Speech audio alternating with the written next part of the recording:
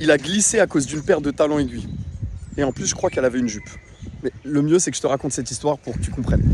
Cette histoire, elle se passe dans une forêt comme ça, là, où il y a un sage qui marche avec son élève, et à un moment donné, le sage, il se retrouve devant un ruisseau. C'est d'ailleurs ce ruisseau qui m'a rappelé cette histoire. Il se retrouve devant un ruisseau, et devant ce ruisseau, il y a une femme, mini-jupe, talons aiguilles. La pauvre, elle est bloquée, elle veut passer de l'autre côté. Elle demande de l'aide au sage, qui se propose bien gentiment de la porter sur ses épaules. Il l'aide à traverser, il la dépose, et il continue son chemin avec son élève. Il marche comme ça pendant des heures, et pendant des heures, l'élève regarde le sage d'un air vénère. Le sage, ne comprenant pas, au bout de quelques heures, il lui dit qu'as-tu, mon très cher élève? Tu m'as l'air préoccupé.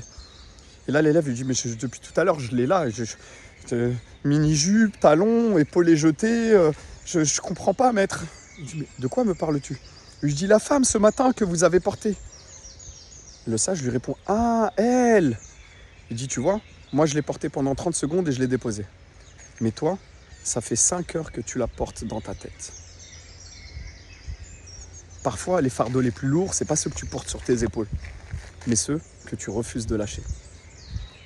Prends le temps de gamberger, elle est technique, et dis-moi si t'as capté.